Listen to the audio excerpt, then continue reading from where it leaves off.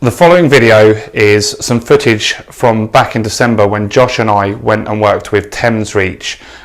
So we did outreach for the first few days and then we went to work in their education academy. So it's not massively about search engine optimization. In fact, absolutely not at all to do with search engine optimization, but it's really great to just have a look at the services those guys offer and how just maybe a small donation from any of our customers would be really appreciated by Thames Reach. So although Christmas is over, they still really need money and funds to keep those facilities going. So we saw some great stuff there that those guys are doing to rehabilitate homeless people and get the people back working again as well. So if you've got a couple of minutes, just do watch this video and just see what Thames Reach offer to homeless people in London.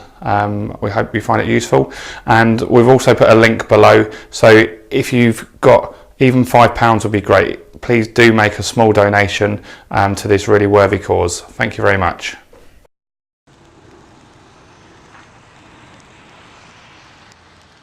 My name's James from SEO. I'm Director of SEO Desk. And I'm Josh, Account Support at SEO Desk. We're going out this evening to help Thames Reach, who are a local London charity that look after homeless people in the London area. I think it's important that people are aware of the situation that homeless people basically are put through every day while basically trying to survive on the streets. I think a lot of people feel that a lot of homeless people deserve to be on the streets, and we just want to raise awareness and show them what it's really actually like out there. Especially at Christmas time, I suppose, with everyone, tucked away in their houses, feeling cosy at Christmas time, and these people are out there on the streets shivering with absolutely no one. And we just want to kind of like turn up and show our support and raise awareness, don't we? Yeah. Just imagine that your wages didn't come through 1 week. You find you couldn't pay your mortgage. You find you're on the streets. How are you going to cope? Do you know where to go? Do you know what to do? Do you know where to, you've gone on to your local council? Do you know what to say to your local council? Do you know what your council is going to say to you? Anybody can be on the streets. I've met people from all walks of life. I've met lawyers, I've met university graduates. Anybody can be on the streets. And we're all basically one pay packet away from being out there. We're at our first stop of the evening, and our goal at the moment is to find a couple of people that we've been told that are rough sleeping via StreetLink. So we've just found it very difficult to find them at the minute, so we're going to try a few different streets and hopefully we'll locate those individuals in the next few minutes. We are a reactive force, so what we do, we go out every single night for shifts. Our referrals come through StreetLink, which is members of the public who refer to StreetLink and say, I've met a rough sleeper, I've seen a rough sleeper here. We then, every night, we go to the computer, download the referrals, go out and we look for them. And that's more or less what we do.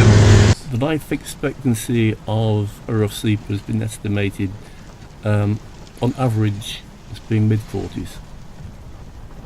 So that's A huge difference. It's a massive difference.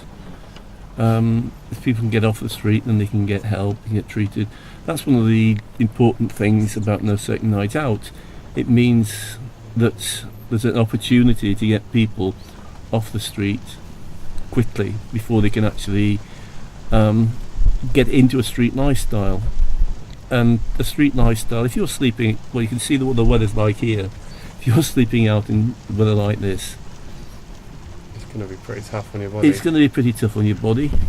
It's the temptation, if you're sleeping out in a place like this, in this condition, to actually find something that makes you more comfortable, makes you feel better. And alcohol, drugs are all things that it's very easy, if you're in this situation, to actually slip into. So we've just been around the corner and we've basically just come across our first homeless people on outreach. Unfortunately, they were too vulnerable for us to film today. But Josh, do you want to tell us a bit more about what we saw and came across? Yeah, well, basically, unfortunately, as James stated, the people there, they're not in a situation where they feel like being filmed. Some of them are very kind of closed off. You know, as you can probably imagine, it's very difficult, you know, to gain the trust of these people. But that's what Thames Reach is here to do: to come out night in, night out, and to actually get to know these people, so they can build up a relationship and hopefully get them off the streets and into some centres where they can be taken care of, and actually start the process of getting back into everyday society. Over the last few weeks we've been fundraising for Thames Reach, which has gone very well, and we're happy with the money we've raised so far. But some of the objections that I came across was that people felt that the homeless people had made the choice to be there, and I think you couldn't be further from the truth. It's absolutely freezing out here tonight. It's been raining all evening, and I wouldn't choose to be out here if I was paid £1 million. Like, it's absolutely terrible conditions, and there's nobody in their right mind that would choose to live on the streets at all. Before I came out tonight, I had absolutely no understanding of what homeless people really went through. I mean, I had a rough idea, and I kind of, you know, thought about getting involved in some charity work, but it was only tonight when I came out and actually saw what these people go through. I mean, you know, we all see them sitting on the side of the road, give them a bit of change and think that everything's going to be okay for them. But you don't actually see their sleeping conditions, the smell, the amount of water that's just on the floor that they might even be sleeping in. The conditions are absolutely terrible. We went out tonight with the hopes of rehabilitating some people and getting them into some hostels. It's been absolutely heartbreaking to see people who not only, you know, can't help themselves because of their situation. It's impossible for them to get help. They don't know where to go. They don't know who to talk to about this. Thames Reach is their only chance. They don't have the internet like us. They don't have laptops in their nice warm homes. They have to wait pretty much for someone to come along and help. And by donating and volunteering, you can actually help them get the help that they need. Coming out tonight has been inspirational to me, and I'm not going to let go of this. I'm going to continue to try and volunteer with Thames Reach, and we're going to continue to try and help Thames Reach doing what they're doing, because it's so essential for these people and getting them back on their feet. Mike, thanks for inviting us to Thames Reach today. Whereabouts are we now? Pleasure, James. We're at the Thames Reach Winter Academy in Camberwell.